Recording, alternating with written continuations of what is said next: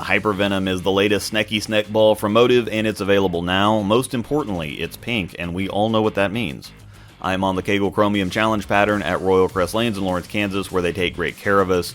We always use this pattern for testing because it's a good benchmark pattern. It's not too easy, but it's not too tough, so it really helps us figure out where balls fit and how they relate and compare to each other. The graph is linked in the description if you want to take a look at the details. My layout information is up on the screen for those that understand, and if you don't know what all these numbers mean or all the core numbers we're going to talk about next, I have a few instructional videos linked in the description that will teach you everything you need to know about cores, core dynamics, and layouts, but I still need to share the details for the more experienced viewers. For starters, the long-running pink joke. I used to try to add little quips or funnies into my opening monologue, and a ball I was reviewing was pink, and for some reason I just couldn't think of anything, so I just said, well, it's pink and we all know what that means. The punchline is that there's no punchline. Anyway, the Hyper Venom is a new Pearl Venom replacing the Fatal on the chart, or at least filling its void. I know the Fatal was very polarizing, it seemed like people either loved it or hated it, and now the Hyper is here to take its place.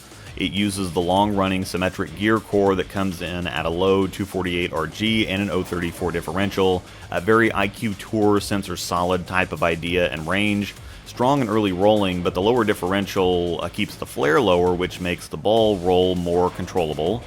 The Propulsion MXR Pearl cover is finished at 5500 LSP or laser scan polished, and it's a mirror out of the box. I mean, this thing pretty well glows. I did get footage both out of the box, and then I decided to knock the shine off with a moderately used 2000 pad later to take a look at that as well. I know it gets old watching the same ball go down the lane repeatedly for 10 solid minutes, but having the shot followed by the same shot in slow motion helps quite a bit in my opinion, plus watching ball reaction without having somebody yapping at you is also helpful, so I'll dip out for now and catch back up in a couple minutes.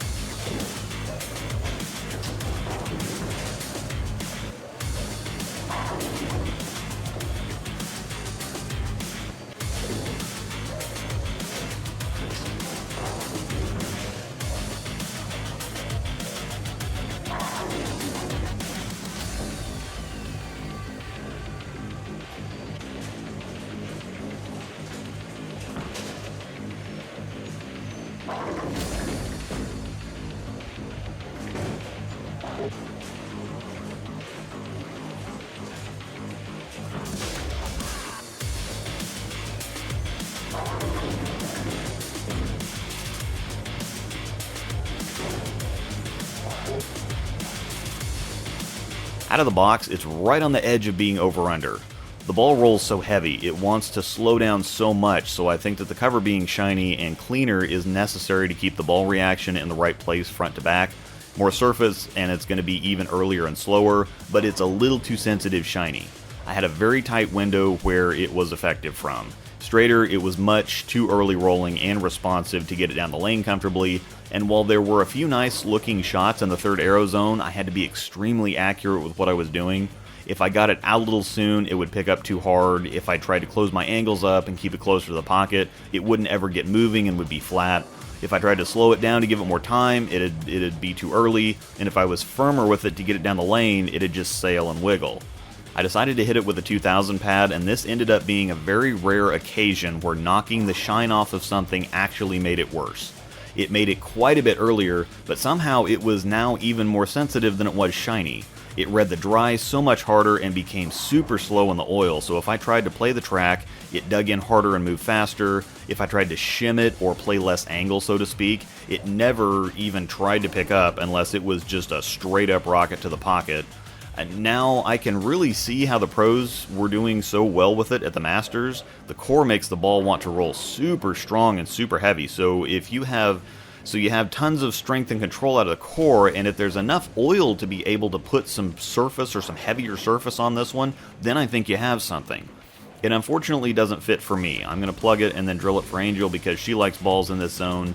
Even if I did find a situation where the ball looked better, it's one of those things where if this ball is in play, I'm already going to be using something else that fits better for me.